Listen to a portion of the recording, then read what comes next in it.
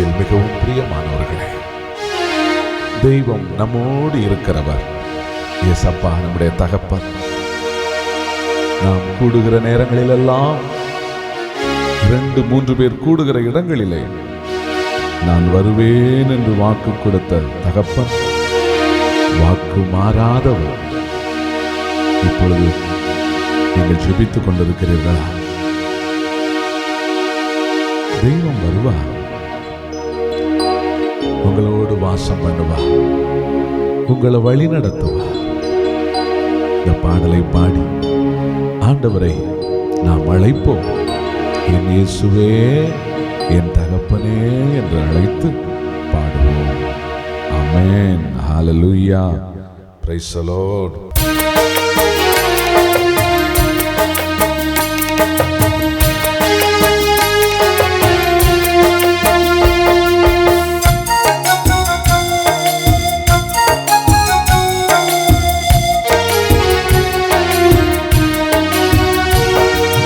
இயேசுவே, என் தகப்பனே, வாரும் நாங்கள் கூடும் நேரத்தில்.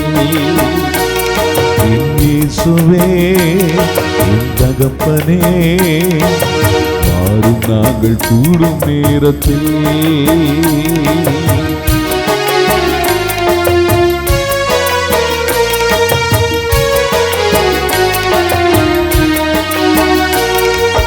கரங்கூப்பி உம் பாதம் நிற்கின்றோம் கர்த்தாவே, உம் கருணை வேண்டி ஜெபிக்கிறோம். கரங்கூப்பி உம் பாதம் நிற்கின்றோம் கர்த்தாவே, உம் கருணை வேண்டி ஜெபிக்கிறோம். மனதுருக்கமே என் தெய்வமே, மார்போடு சேர்த்துக் கொள்ளும் அப்பா. மனதுருக்கமே என் தெய்வமே, மார்போடு சேர்த்துக் கொள்ளும் அப்பா. இயேசுவே, இயேசுவே, இயேசுவே, இயேசுவே, இயேசுவே, இயேசுவே, இயேசுவே, இயேசுவே, இயேசுவே, என் தகப்பனே, வாரும் நாங்கள் கூடும் நேரத்தில்.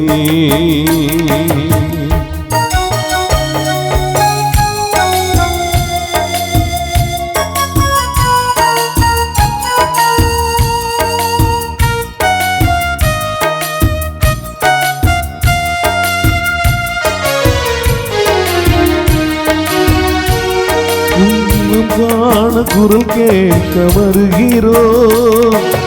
அன்பே அழகே வருமப்பா, முகம் காண குரல் கேட்க வருகிறோம்.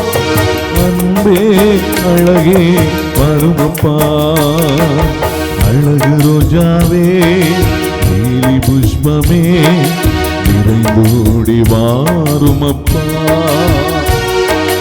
அழகு ரோஜாவே, நீலி புஷ்பமே, நிறைந்தோடி வாரும் அப்பா. இயேசுவே, இயேசுவே, இயேசுவே, இயேசுவே, இயேசுவே, இயேசுவே, இயேசுவே, இயேசுவே, இயேசுவே, இயேசுவே, இயேசுவே, இயேசுவே, இயேசுவே, இயேசுவே, என் தகப்பனே, வாரும் நாங்கள் கூடும் நேரத்தில்.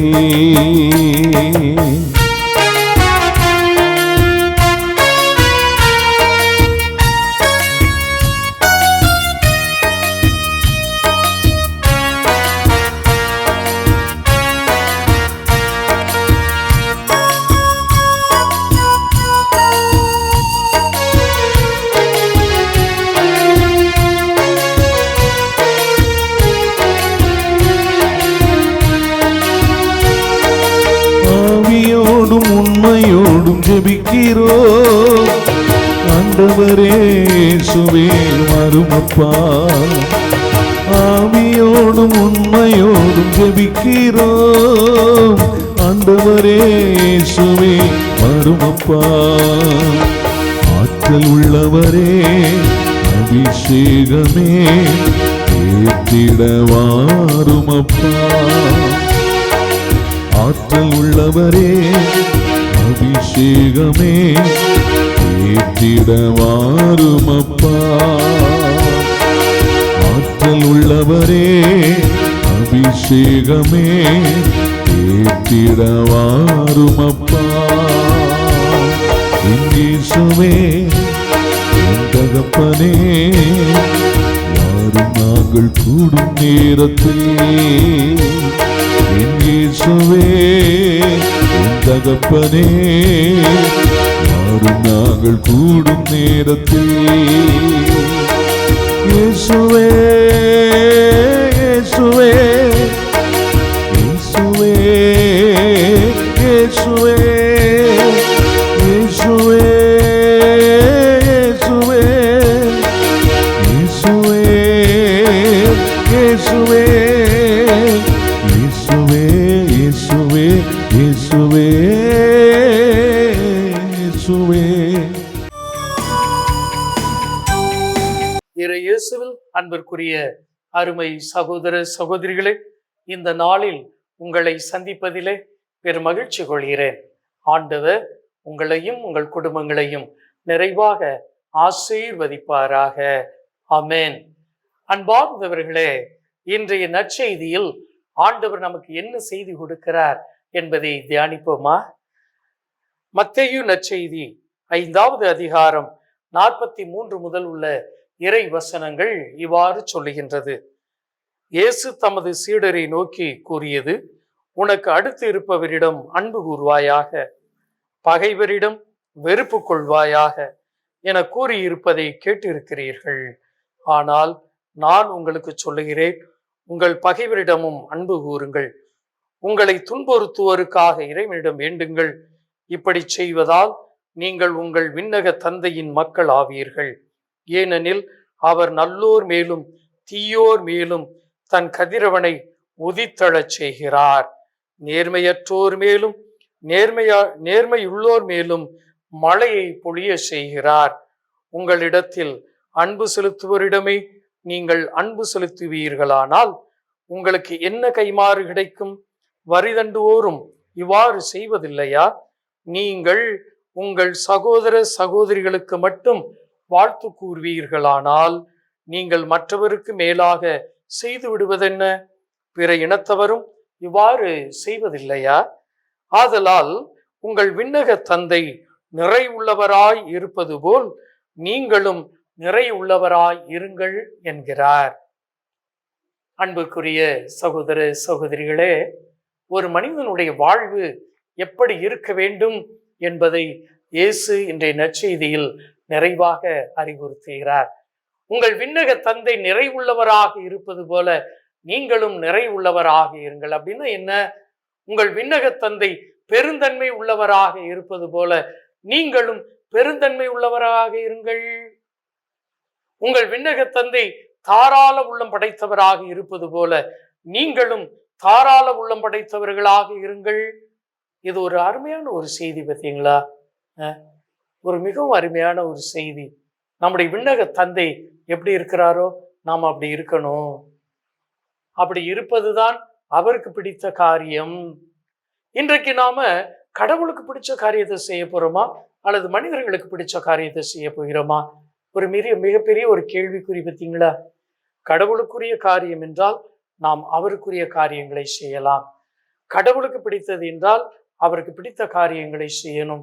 மனிதர்களுக்கு பிடித்தது என்றால் அது ஒரு கேள்விக்குறி. கடவுளுக்கு பிடித்ததா? ஒரு கேள்விக்குறி. அப்ப இந்த கடவுளுக்கு பிடித்தது என்ன? நிறைவாக இருப்பது, அனைவரையும் அன்பு செய்வது.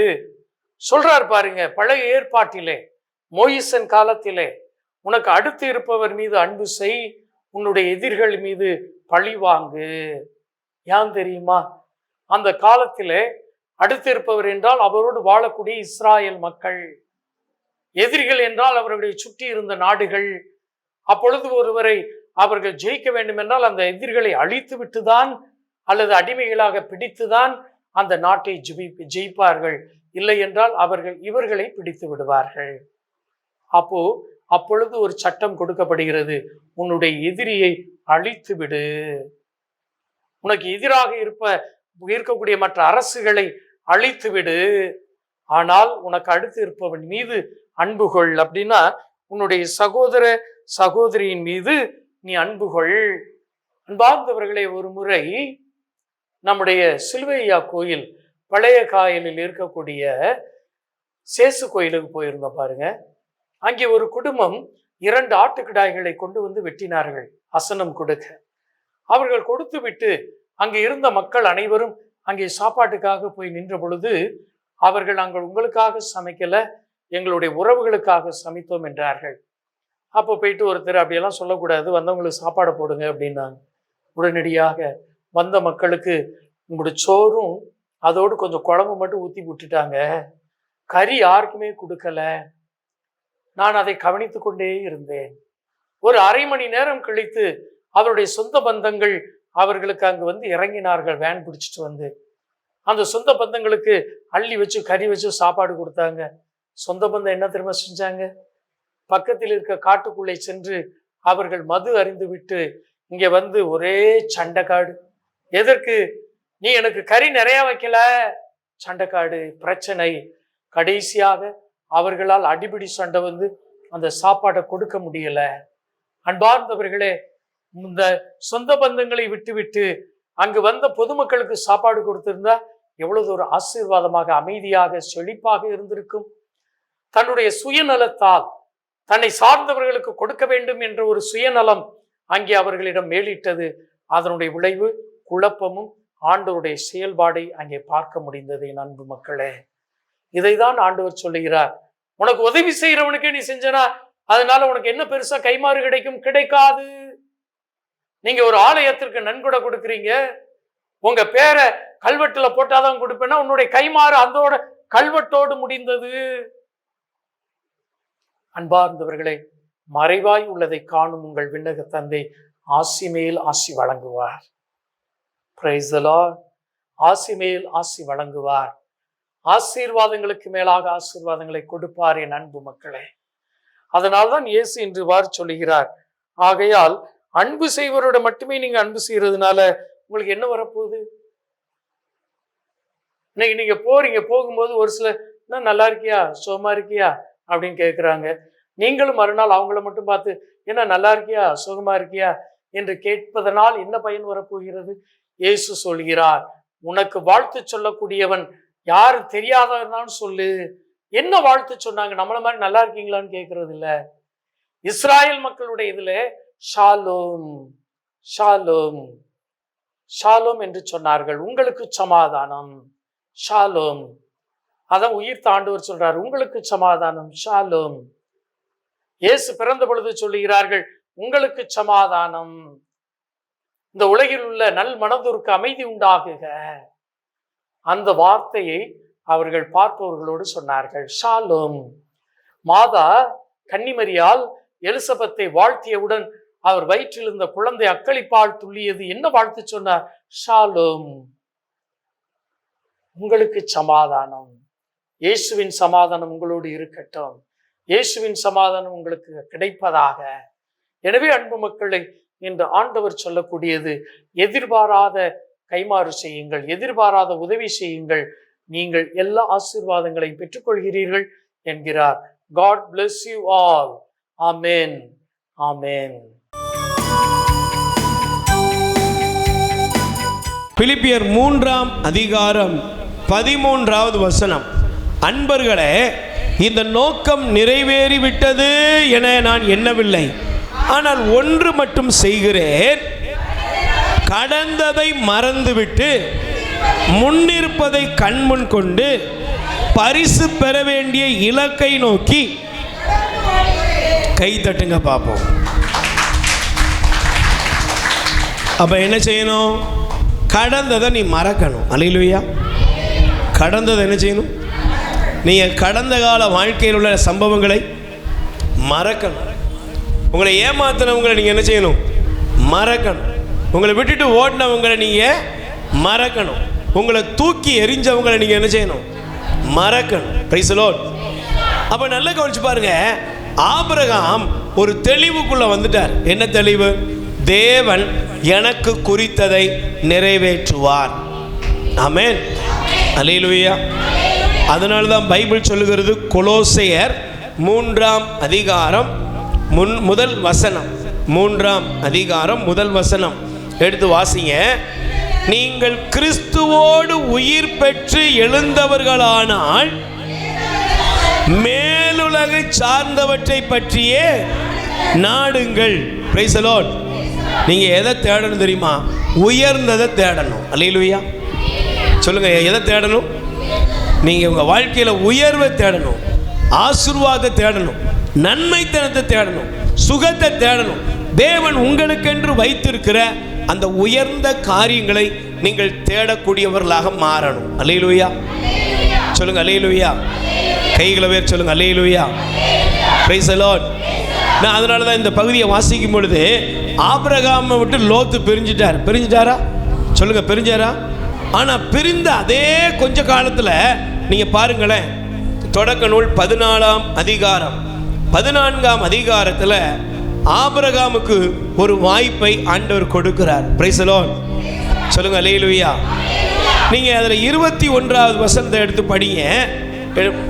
சோதோம் அரசன் ஆபிரகாமிடம் ஆட்களை என்னிடத்திலே ஒப்படைத்து விடும், செல்வங்களை நீரே வைத்துக் கொள்ளும் என்றான். அதற்கு ஆபிரகாம் சோதோம் அரசனிடம், விண்ணுலகையும் மண்ணுலகையும் தோற்றுவித்த உன்னத கடவுளாகிய ஆண்டவருக்கு ஆணையிட்டு கூறுகிறேன், நான் தான் ஆபிரகாமை செல்வந்தனாக்கினேன் என்று நீ சொல்லாதபடி உமக்குரிய அனைத்திலிருந்தும் ஒரு நூல் துண்டையோ காலணி வாரையோ நான் எடுத்துக்கொள்ள மாட்டேன். அல்லேலூயா, அல்லேலூயா. இப்போ நீங்க நல்லா கவனிச்சு பாருங்க, ஆபிரகாம்கிட்ட இருந்து லோத்து பிரிஞ்சிட்டாரா? பிரிஞ்ச பின்னால நீங்க நல்லா கவனிக்கணும். இங்கதான் நீங்க நல்லா கவனிக்கணும். ஆபிரகாம் விட்டு லோத்து பிரிஞ்சிட்டாரு. பிரிஞ்சு அவர் போய் சோதோம் கொமோரால போய் அவர் குடியேறிட்டாரு. இப்போ என்ன நடந்துச்சுன்னா, சோதோம் கொமோராவில் அவர்கள் இருந்த பொழுது, பிரைஸ் தி லார்ட், சத்தமா சொல்லுங்க அல்லேலூயா. சொல்லுங்க அல்லேலூயா. அங்கே கொஞ்சம் பேர் படை திரண்டு போர் தொடுத்து அங்க இருக்கிற ஜனங்கள் எல்லாம் கவர்ந்து கொண்டு போனாங்க. Price the Lord. இப்போ சோதோமை குறித்து கேள்விப்பட்ட உடனே ஆபிரகாம் தன்னுடைய சோதோம்ல ஆபிரகாம் லோத்துவை மீட்டு கொண்டு வருகிறார். பிரைஸ் தி லார்ட், அல்லேலூயா. அப்போ நமக்கு இந்த பகுதியை நீங்கள் தயவு செய்து பிறகு படிச்சு பாருங்க.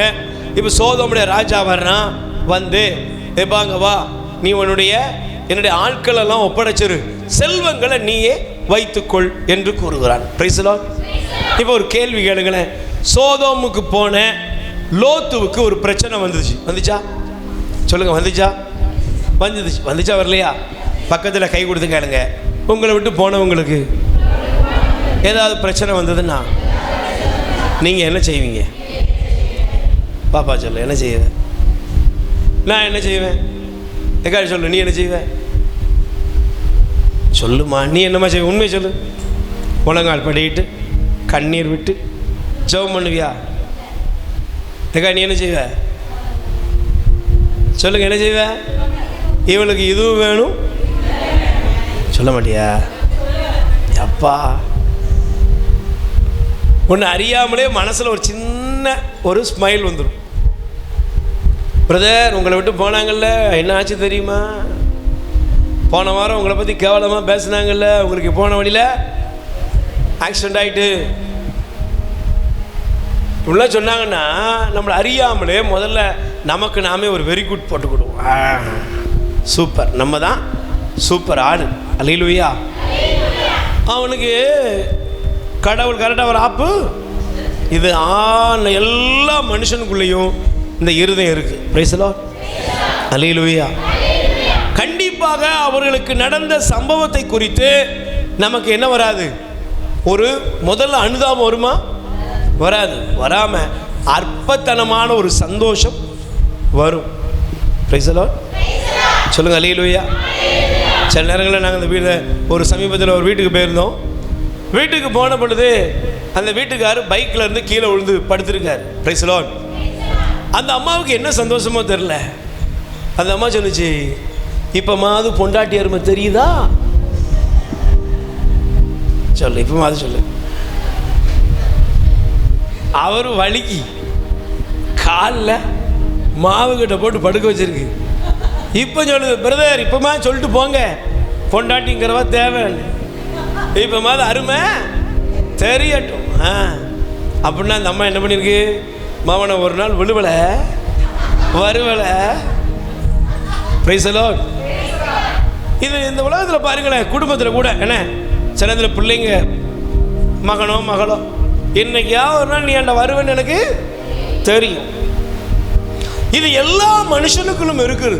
ஆனால் ஆபிரகாம் இடத்துல ஒரு டிஃப்ரெண்ட், ஒரு வித்தியாசம் இருக்குது. என்னன்னா, லோத்துவுக்கு ஒரு பிரச்சனை வந்துட்டு அப்படின்னு தெரிஞ்ச உடனே லோத்துவுடைய பிரச்சனையை அவர் பார்த்து கண்டுங்காணாம இருக்கவில்லை. அல்லேலூயா சொல்லுங்க, அல்லேலூயா, அல்லேலூயா, பிரைஸ் தி லார்ட். சத்தமா சொல்லுங்க, அல்லேலூயா. பாருங்களேன், 14ஆம் வசனம் பாருங்க.